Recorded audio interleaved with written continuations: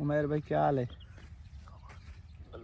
आज दी वीडियो चौका पूरी डिटेल दसाने वाले हैं। कादिम जट ते वेले मुंडे दी क्या ओरिजिनल लड़ाई है, क्या कादिम जट और वेला मुंडा क्या ड्रामा रचा। कादिम जट को जेड़े गिरफ्तार की पैन ओ हिन पठान, वो पठान यके लगदे पठान इन्हों दी बोली तो पठान लगदे ने, बलोचिस्तान वाले पठान लगदे ने। आखिरकार वो गए भी ये पहाड़ी इलाके दे विच गए वदन, पहाड़ी इलाके सडे दे पैसो वेला मुंडा भी ये गोलन दी कोशिश करेंदा वदा, क्योंकि कादिम जट ते काफ़ी जुल्म थींदा पिया। ये ओरिजिनल है कि कादिम जट ते काफ़ी जुल्म करेंदे पैन और कादिम जट बड़ी मुश्किल दा सामना करेंदे पैन। अपने ध्यान कादिम बेटे को आदा खड़े मेरे पिछू ना आओ, क्योंकि थारे ते भी हमला थींदा पिया। वेला मुंडा है बहु यार नरम दिल दा, ओ जड़ा वेला मुंडा बहु नरम दिल दा यार। सारी उंदे नाल मुलाकात थई हुए ते ओ अपनी नरम दिल दी वजह दे नाल कादिम जट को गुनेदा वदा, क्योंकि कादिम जट उंदा बहुत अच्छा दोस्त है। असां आज दी वीडियो थोकू डिटेल दसण वाले पहले करेंदे आ वेले मुंडे दे भरा उमर नू असां काल करके ते उ तो उमर भाई तो भी पूछते हैं भाई आखिरकार वेला मुंडा जो इतनी वड्डी मुश्किल फंसा पिए, तुसां भाई घर क्यों खड़े वे,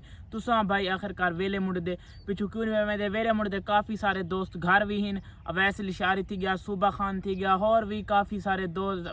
वेले मुंडे दा भाई भी मलिक रिजवान भी घर हैं। क्या वेले मुंडे दे पिछू ओ उन्हां दे मुश्किल वक्त दे पिछू क्यों नहीं वेंदे पे, आखिरकार उन्हां दे प्रैंक दे विच ये हिस्सा क्यों नहीं बनते पे।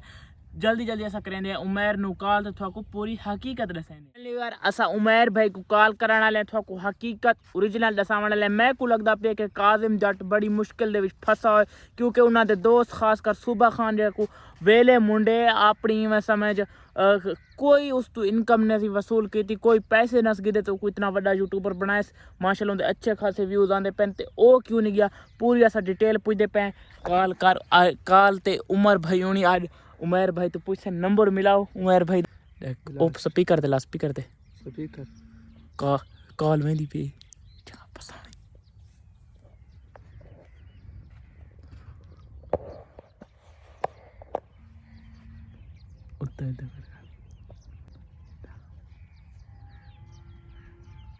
काल चाय गिने नशाल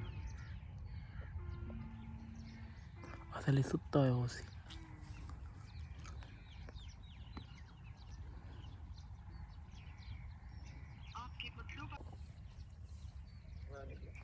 उमर भाई क्या हाल है? अल्लाह का शुक्र। कौन तकड़े हो? कौन भाई?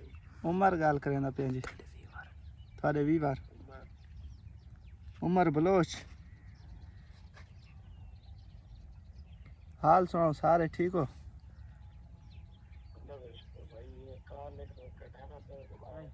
फिर आखिरकार उमर भाई कॉल की थी, उमर भाई सुते हैं, मेरे को लगता है मैं मसरूफ हैं, उन्होंने को तंग नहीं किया। मैं ये जी हावे जी कादिम जट ते इन्हां दी जी ओरिजिनल है तुसां आदे पर प्रैंक की हकीकत है। कादिम जट भी वो काफ़ी सजा देंदे पैन। जी पठान इन वेला मुंडा कादिम जट दी हेल्प करन गया वदा पे अल्लाह आगा करम करे। अगर तुम भी उन्होंने व्लॉग दे दें असा भी दे दें, आखिर देखा मामला बनता के लव